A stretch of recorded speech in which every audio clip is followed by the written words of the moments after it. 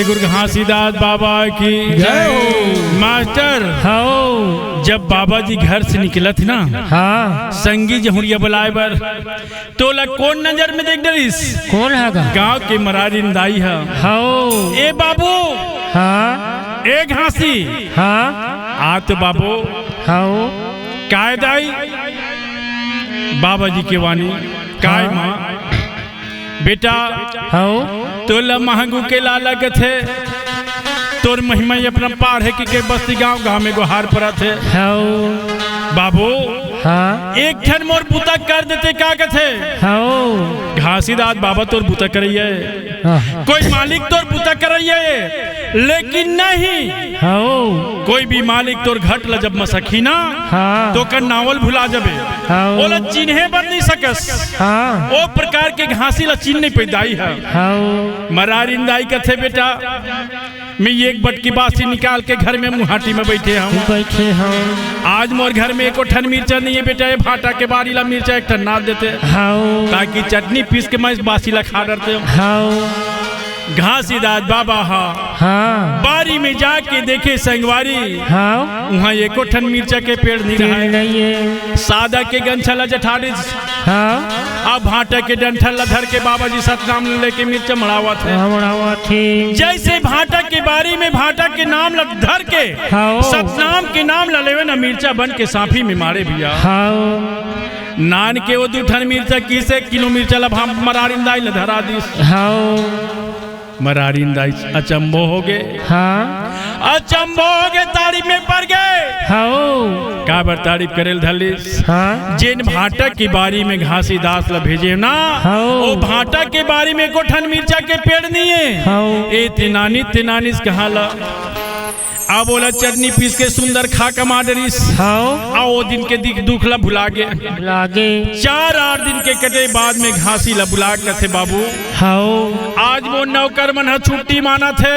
हाँ ये मोर भाटा बाड़ी ला तय पलो देते का पलो दे ले का हो दाई भाटा के बारी में जाके हाँ टेढ़ा पार्टी में टेढ़ा के पार्टी ला धर के हाँ बाबा जी सतनाम की इसका हाथ देरी कोई करत नहीं देरी चारों मुटका पला पुली के पानी ज्यादा हो के बाद में भैया हाँ रोह रोह करल धलिस। घासीदास रहा टेढ़ा छैया में बैठ के सतनाम ला जपेला धलिस। 3 घंटा के बाद में भैया हाँ मरारी दाई आके देखते घासीदास टेढ़ा पार्टी के छैया हम बैठे सतनाम ला जपत। हाँ आज सतनाम ला जपत बैठ के देखे कथे हाँ घासी ले में बारिल पलोय बर भेजे हो। हाँ घासीदार टेढ़ा पार्टी के छैया में बैठ के काय उभावा थे का कारक करते वही जाने देख ए घासी हाँ तो बारी ला पलोय बर भेजे हैं बेटा। हाँ और ते टेढ़ा पार्टी में बैठ के ते का नींद भांजा थस। हाँ आज 4 उमड़ा ला देखे बर कथे 4 उमड़ा ला देख के कथे धन है आज जे नौकर मन 4 जन नौकर 4 दिन में बारी ला पलोए ते घासीदास बर मिलटो नहीं लगी। हाँ बारी ला पलो के तैयार कर दे है। घासीदास वहां उठ के अपन घर चल दी। हाँ आज मरारी दाई रहते अपन घर में आगे भैया। हाँ आए के बाद में जैसे पटेल 2 बजे के टाइम में घर में आते ना तो कहते हाँ स्वामीनाथ एक ठन तोर से अर्जी ही कथे कैसे काबर मैं वो दिन 4 दिन के पहली घासीदास कर भाटा के बारी ला मिर्चा मंगाए हो मंगाए ओला 2 ठन मिर्चा मंगाए हो 2 किलो मिर्चा नान के मोर हाथ में धरा दी। आज हुई 4-5 दिन के कटे बाद में जिन बारी ला पलो पर भेजे घासीदास तो बारी ला पलो के 2 मिनट नहीं लगे पूरा बारी ला पला दी। तो हो सकती हाँ तो घासीदास ला बला के नान के हाँ घासीदास ला बला के हाँ ओकर पूजल कर लेते इनका। हाँ कहते बढ़िया है बेटा बढ़िया है। आज जो पटेल है पटेल लगे थे हाँ ये अच्छा बात करत हस तो कैसे बोला वो घासीदास ला? कैसे? तो मरारिन दाई क्या कहा थे? कैसे? ऐसो आबे गुरु मोरे अंगना मतोला नेवता है। तो आबे गुरु मोरे अंगना मतोला नेवता है। ऐसो आबे बाबा मोरे अंगना मतोला नेवता है। तो आबे गुरु मोरे अंगना मतोला नेवता है। नेवता है तोला नेवता है बाबा नेवता है। 18 दिसंबर जन्मदिन के नेवता है। नेवता है तोला नेवता है तोला नेवता है। 18 दिसंबर जन्मदिन के नेवता है। नेवता है तोला नेवता है बाबा नेवता है। 18 दिसंबर जन्मदिन के नेवता है। बाबा जी हाँ मैं पापी हूँ तेल तार लेबे हाँ और तोला नेवता देवत हम बाबा जी। हाँ ऐसो आबे गुरु मोरे अंगना मतोला नेवता है। तो आबे गुरु मोरे अंगना मतोला नेवता है। ऐसो आबे बाबा मोरे अंगना मतोला नेवता है। तो आबे गुरु मोरे अंगना मतोला नेवता है।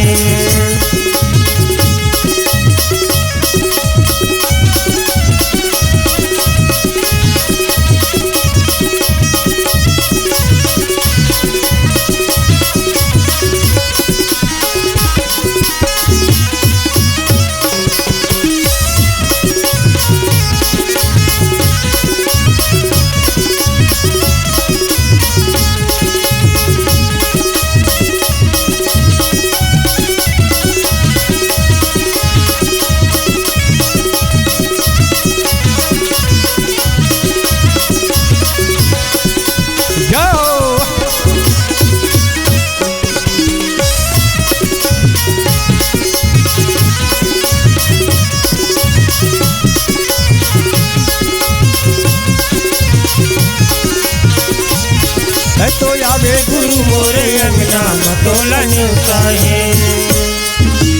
5 सुपारी कंचन के थारी गुरु तो सजाऊंगा। धूप गड़िया सादा जनेवा तोला मैं चढ़ाऊंगा।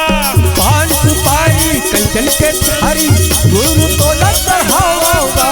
धूप गड़िया सादा जनेवा गुरु तोला चढ़ाऊंगा। 5 सुपारी कंचन के थारी गुरु तो सजाऊंगा। धूप गड़िया सादा जनेवा तोला मैं चढ़ाऊंगा। तोला मैं चढ़ाऊंगा। मास्टर हाँ अब ये दाई दादा मन काबर बैठे हैं? काबर का? आज ये पान सुपारी हमी मन चढ़ा डरबो हाँ। तो ये दाई दादा मन काबर बैठे हैं? काबर? सब संतो झूला होएगा झूलना गतोला नेवता है। तो आबे गुरु मोरे अंगना मतोला नेवता है। ये तो आबे बाबा मोरे अंगना मतोला नेवता है। तो आबे गुरु मोरे अंगना मतोला नेवता है।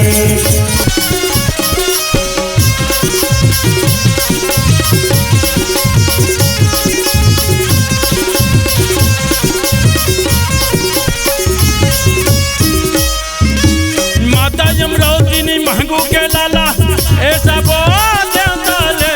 सत्य के ज्ञानी गुरु बलिदानी ए बाबा नेवता है। माता यमरावती महंगू के लाला ये सब नेवता है। सत्य की जानी गुरु बलिदानी ये सब नेवता है। माता यमरावती महंगू के लाला ऐसा बोल ले। सत्य के ज्ञानी गुरु बलिदानी ए बाबा नेवता है। जय हो बाबा जय हो।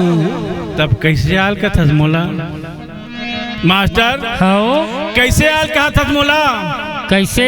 आबे आबे गुरु बन के पहुना गतोला नेवता है। तो आबे गुरु मोरे अंगना मतोला नेवता है। ये तो आबे बाबा मोरे अंगना मतोला नेवता है। तो आबे गुरु मोरे अंगना मतोला नेवता है। नेवता है तोला नेवता है बाबा नेवता है। 18 दिसंबर जन्मदिन के नेवता है। तोला नेवता है तोला नेवता है। 18 दिसंबर जन्मदिन के नेवता है। नेवता है तोला नेवता है बाबा नेवता है। 18 दिसंबर जन्मदिन के जय हो ऐसो आबे गुरु मोरे अंगना मतोला नेवता है तो आवे गुरु मोरे अंगना मतोला न्योता है ऐसो आबे बाबा मोरे अंगना मतोला नेवता है तो आवे गुरु मोरे अंगना मतोला न्योता है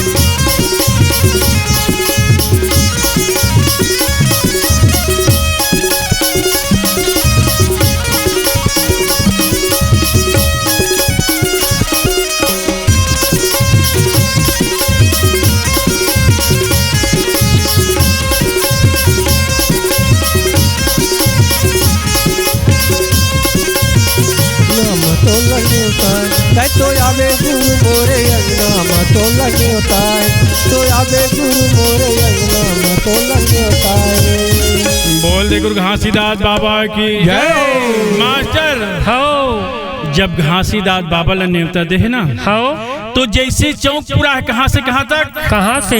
महंगू के घर के और पटेल के घर के जात ला चौक पूरा भैया हो और सब चौक में क्या रखे है, का रखेगा? दहला बिस्सी 50 की कोई अनगनती है हो क्या बार हाँ बाबा की चरणों में रुपया पैसा सोना चांदी हो पन्ना जवाहर आज परघा की नान के हो पटेलिन दाइयो पटेल है हो घर में लेके बाबा जी के सुंदर आरती मंगल गावत है थे चरनी अमृत लेके सुंदर लपिया थे या थे ओकर बाद में कथे बाबा जी हो मैं तोड़ कर बुता करवा रहे हूँ, हाँ मैं अभागीन बुता करवा रहे हूँ बाबा जी मोला तय क्षमा कर दे बाबा जी, हो मैं अज्ञानी जानत रहते हूँ बाबा जी तोला भाटा के बारी ला मिर्च नहीं मंगाते हूँ, मंगाते हो मैं अज्ञानी जानत रहते हूँ कु तोला भाटा बारी ला पलवन नहीं देते नहीं हूँ, देते हो आज मैं अभागिन तोला बुता तैयार है बाबा जी तोर जिसे बुता तैयार है के खातिर हाँ। मैं मर क्यों नहीं गया कथे हो धिक्कार है जिंदगी ला हो कथे माता राम हाँ ये तो हम दुनिया ला उबारे के खातिर याहन हाँ और तय का सोच कथस मोला जान देना पिता जय हो बाबा जय हो काबर जब मैं वहां से जन्म लेके आया ना दाई हाँ सब तुहरे जैसे लतारे भर अवतार आय हवा और तुहरे जैसे भटका हंसल उबारे के खातिर आया हो मोला जान देना पिता भटकाते हंसा लाऊ बार लाते हूँ बोला छोड़ देना पिता भटकते हंसाला मुबारिया हुआ मोला जान देना पिता भटकाते हंसा लाऊ बार लाते हूँ बोला जान देना पिता भटकते हंसाला मुबारिया हुआ भटकाते हंसा लाऊ बार लाते हूँ बाबा भटकाते हंसा लाऊ बार लाते हूँ भटकते हंसाला मुबारिया हो पिता भटकते हंसाला मुबारिया हुआ भटकाते हंसा लाऊ बार लाहू बाबा भटकाते हंसा लाऊ बार लाहू भटकते हंसाला मुबारिया हो पिता भटकते हंसाला मुबारिया गाबर हुआ के थे मास्टर कैसे कोई दारू में हाँ कोई गांजा में हो कोनो चोरी कोनो डकैती में हाँ ये सब बिगड़े हालत में है बाबा एला मैं हाँ सब लसत के रद्दा राह दिखा के हाँ मैं सही रद्दा मिला हाँ मोला जान देना पिता भटकाते हंसा लाऊ बार लाहूंगा बोला जान देना पिता भटकते हंसाला मुबारिया हुआ मोला जान देना पिता भटकाते हंसा लाऊ बार लाहूंगा बोला जान देना पिता भटकते हंसाला मुबारिया हुआ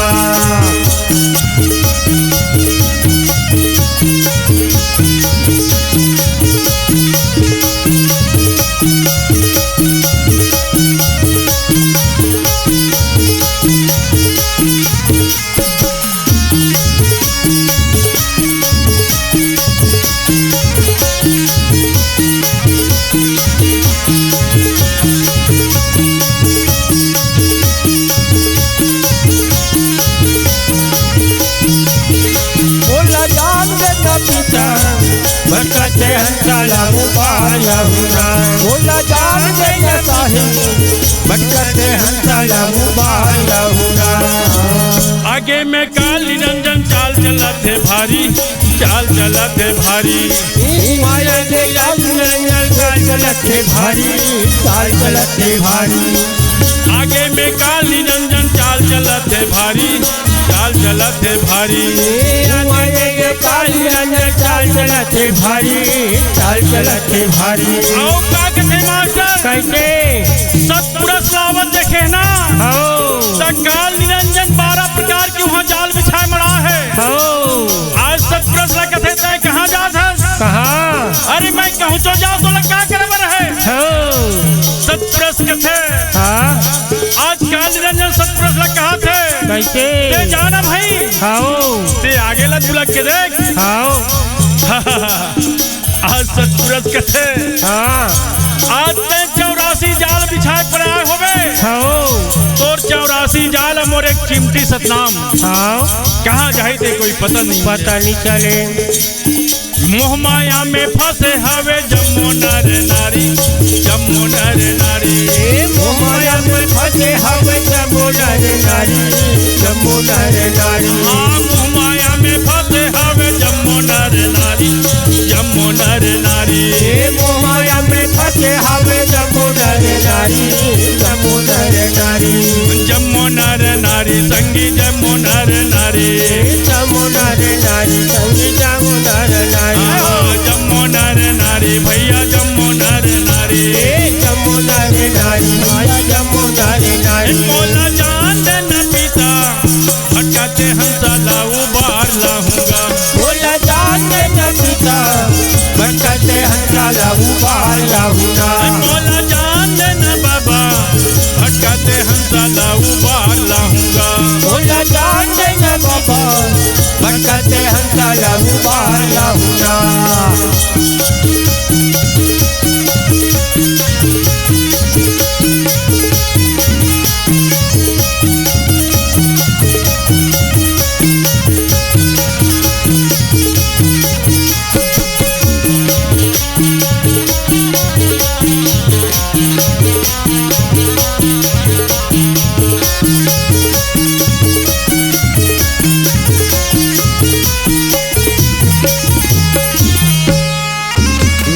गुरु घासीदास बाबा की जय। आज सतपुरुष कथे दाई आज तुम्हरे जैसे अभागिन ला मैं तारे बर अवतार लेके आ हूँ। जिन चीज ला जानत नहीं है मैं ओला दिखा के चलत हूँ। काबर आज तुमन भटकत हो ओला सही रद्द दिखाए बर मैं आ हूँ। काबर आज जेने चीज ला मैं खोजत रहे हैं बाबा जी वही चीज मोरी अंगना में आके साक्षात है खड़े है। लेकिन मराई दारी काय करे है कैसे आज जो मरार लगे थे स्वामीनाथ आज तो 21 हाथ के 21 गांठ के बांस नाल ले और नान के गांठ ला बराबर करके स्वामीनाथ 1.25 मीटर कपड़ा झंडा बना के बीच अंगना में खड़ा कर दे ताकि सदा ये सतपुरुष के पूजा करे बार मिलही। आज घासीदास के अगवा बन के आज जिन चीज ला भैया मरार के घर में झंडा गड़े है अब बाबा जी के पूजा करत आवत है। आज जिन चीज ला शुरू से हमर मोहन सुंदरानी भैया चीज ला धरे है। सतनाम के प्रचारक हमर मोहन सुंदरानी भैया आज सदा ही सतनाम लगावत चले आते। काबर आज ऐसे लगते सतनाम के नाम से ताकि ओकर हृदय तन मन में बसे सतनाम। आज हमला अपन कोरा में बाबा जी खिलावत है ओ प्रकार के हमर सुंदरानी भैया ला बाबा जी अपन कोरा में खिलावत है। संगवारी जैन दिन के सुरता ल करथन ना आज ओला रोवे ल पड़थे। काबर रोथे कैसे तुमर रोहे तुमर रोहे नान कर में रोहन गा औ अभी नहीं रोया हमर ला रोए बर कर दे है। काबर रोए कर दे है कैसे आज जिन चीज अमर गुफा के जत हमला नहीं काटी भैया ओ हमला काटे है आज वो खम्भल काटी सोई तक कहीं मिली सोई बैरी ला नहीं है ना। हाँ आज वो कर मांग करे बर बलौदा बाजार में हमन हावला चक्का जाम करें। हाँ आज हमला हासिल हमला नहीं मिली। हाँ का बन नहीं मिली कैसे आओ आदमी ला लेग के पीट के जबरदस्ती हाँ जेल में डारे भैया। हाँ लेकिन जेल में ते डारे 206 झनला लेकिन हमला कोई फर्क नहीं पड़े मोर भैया। आज ते जेल में डारे हमला अच्छा लागत कि कहत होवे ना। हाँ लेकिन हमला अच्छा लगे थे हालांकि हमला जेल में डारे है लेकिन वो हमला अच्छा लागत है। हाँ काबर हमार रास्ता आगू में बनैया ये खड़े है। हाँ का कहते बंदूक के लाठी चाहे गोली बरसाए तोर खाती बाबा चाहे जान चला जाए। बंदूक के लाठी चाहे गोली बरसाए तोर खाती बाबा चाहे जान चला जाए। कौन बैरिया की दिखाई बलौदा बाजार के घटना इतिहास बनाई। बलौदा बाजार के घटना इतिहास बनाई। बंदूक के लाठी चाहे गोली बरसाए बंदूक के लाठी चाहे गोली बरसाए तोर खातिर बाबा चाहे जान चले जाए तोर खातिर बाबा चाहे जान चले जाए। कौन बैरिया की दिखाई हे बलौदा बाजार की घटना इतिहास बनाई। हे बलौदा बाजार की घटना इतिहास बनाई।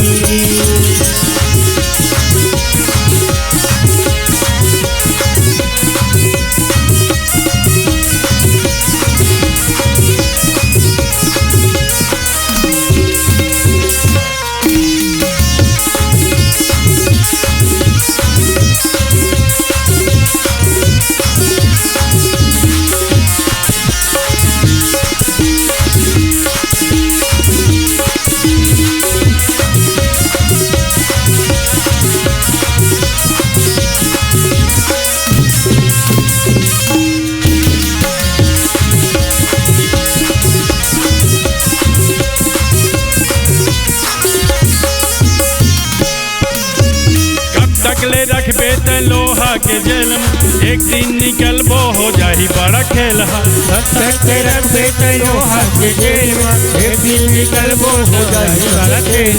कब तक ले रखबे त लोहा के जेल में एक दिन निकलबो हो जाही बड़ा खेल। कब तक रखबे त लोहा के जेल में एक दिन निकलबो हो जाही बड़ा खेल। जक्का तोर गोली नहीं है उसका है छात खाए हनकता में धर जोत दिया बात। जक्का तोर गोली नहीं उसका है छात आए है जक्का में खाए सब जक्का तोर गोली नहीं है उसका है छात खाए हनकता में धर जोत दिया बात। तोर गोली नहीं है उसका है छात आए है जक्का में धर सब दिया बात। आन बान शान बर जान चला जाए तोर खाती बाबा चाहे प्राण चला जाए। आन बान शान बर जान चला जाए तोर खाती बाबा चाहे प्राण चला जाए। कौन बैरिया की दिखाई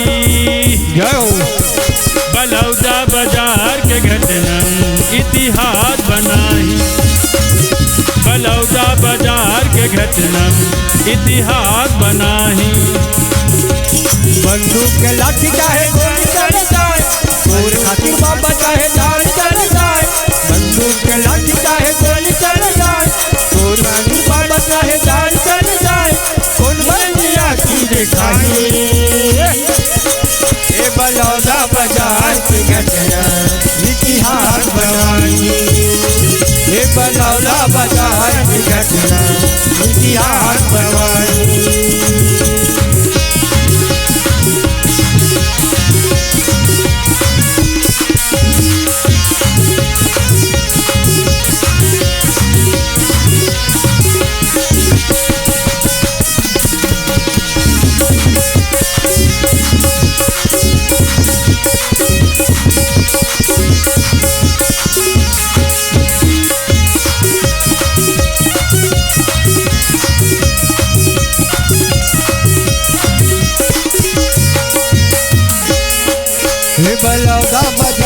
के घटना इतिहास बनाई।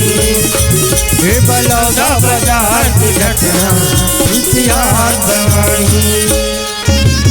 सत के रदामा चलैया सतनाम के वही तोरे सामने है आंधी और तूफान के। सत के चलैया जी वही सतनाम है वही तोरे सामने है आंधी और तूफान के। सत के रदामा चलैया सतनाम के वही तोरे सामने है आंधी और तूफान के। सत के चलैया जी वही सतनाम है वही तोरे सामने है आंधी और तूफान के। कत को तय कर ले न मन के इतिरासी पूरा है भरोसा हमला हमर संविधान के। सत को तय कर ले जीवन के अत्याचारी हमला भरोसा है हम संविधान के। कत को तय कर ले न मन के अत्याचारी पूरा है भरोसा हमला हमर संविधान के। सत को तय कर ले जीवन के अत्याचारी हमला भरोसा है हम संविधान के। दिहन जुबान चाहे जान चला जाए तोर खाती बाबा चाहे प्राण चला जाए।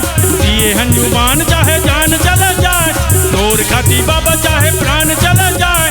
कौन बैरिया की दिखाई जय हो बलौदा बाजार के घटना इतिहास बनाई। बलौदा बाजार के घटना इतिहास बनाई। बंदूक के लाठी चाहे गोली चल जाए तोर खाते बाबा चाहे जान चल जाए। बंदूक के लाठी चाहे गोली चल जाए खाते बाबा चाहे जान चल जाए। कौन बैरिया की दिखाई हे बलौदा बाजार की घटना इतिहास बनाई। हे बलौदा बाजार की घटना इतिहास बनाई।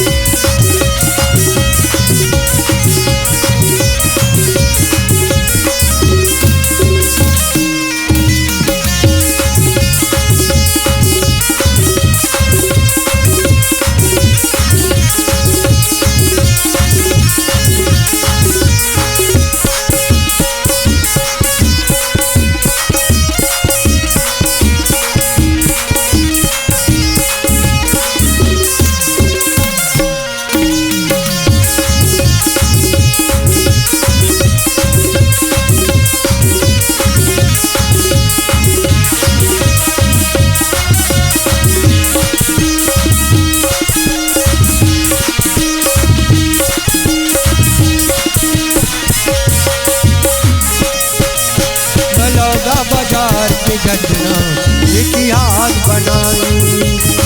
हे बलौदा बाजार की घटना इतिहास बनाई। हे बलौदा बाजार की घटना इतिहास बनाई। परम पूज्य गुरु घासीदास बाबा की जय। मास्टर हो आज हमारे घासीदास बाबा ना हाँ जत के थोड़ा थोड़ा थोड़ा थोड़ा बढ़ा चले जाते ना हाउ उसकी महिमा दिखा चले जाते भैया। हाउ आज जिन महिमा ला हाउ गिरौदपुरी के नर नारी जाने ते जानिस हाउ आज सारे दुनिया जानिस भैया। जानदरी काबर कैसे सादा के झंडा हर जगह लहरावत है। हाउ सादा सबले ज्यादा कथे हाउ मगर हाँ आज संगवारी लोगन ला देखता ना हाउ यही लोगन मन बिगड़ते चले जाते। चल जाते काबर बिगड़त हैगा कैसे ददा ला ददा मान लेतीन हाउ दाई ला दाई मान लेतीन हाँ तब फिर ये सत्युग नहीं घटतीस। हाउ काबर नहीं घटतीस काबर आज वही है चांद सूरज वही हवे धरती वही हवे आकाश। आकाश जिन चीज में आज खेला थन कूदा थन खावा थन हाउ ते कहीं फर्क पड़त है हाँ परत कहीं फर्क गा नहीं हमन ला परे फर्क हतोला नहीं परत है। काबर कैसे 6 महीना लीटा बनाथस हाउ कुट कुट ला 1 बड़ा रुपया नानथस 12 महीना में सिरवास नहीं ता और हमन ला 4 दिन कार्यक्रम बंद हो गए तो 5वां दिन में हमन खोजल धर लेते। हाउ काबर पहली के पानी बरसा न धागे और ते कथा था भी कम नहीं पड़े हैं। हाउ पहली के बरसा न दागे हाउ नहीं था भी ते रायपुर तक नहीं आ रहे थे हाँ और रायपुर तक लेते कहीं जाते ते यहाँ गोरसी में ते यहाँ की खोजे ला धर लेते। काबर बरसा जब धूक धूक के झड़ी करे ना तो आदमी गोरसिल पोटार के धरे रहे। हब के जमाने में कुकरी गोरसिल पोटार रहे, वो जमाना में आदमी गोरसिल पोटार के धर रहा है। काबर ओ दिन के बरसन अंदागे अब भैया हर आदमी बिना पंखा के चलत नहीं है। गैस में खाना बनावा थे, गैस के खाना लखा थे, ओकर सती हमार झुमका मास्टर ला गैस हो गए नहीं का काबर हभी असन सुंदरानी भैया बैठे हैं, गोली उली मंगा ले अब खा ले। तो यही सब चला बाबा जी का थे। आज सत नामला आत्मा में बसेर कर ले रे मौना, तोर तन मन में कोई प्रकार की बीमारी नहीं आवे। आज ल मान थे नहीं माने मोर बाप, का बन नहीं माने। सतनाम में का होई कथे, लेकिन सतनाम में का होई चल परछो मैं दिखा देता हूँ। सतनाम में का ताकत होई कथे, वो ताकत में चल मैं दिखा देता हूँ। संगवारी हो आज मैं तुहर मन से अनुरोध करता हूँ, सतनाम के पूजा करो, सतनाम ल जब। आज हमार सबो 8 अंकाया है, पूरा सही सलामत रही है ना। तो ये चीज ला बाबा जी हा बार बार चारों दिशा में बोल के और रखे के बाद में भैया गांव में कथे आज सतनाम घासीदास बाबा आज तो जयंती ला मनाबो कथे। 18 दिसंबर के जयंती मना के अब बाबा जी के सुंदर भाव भजन ला करते।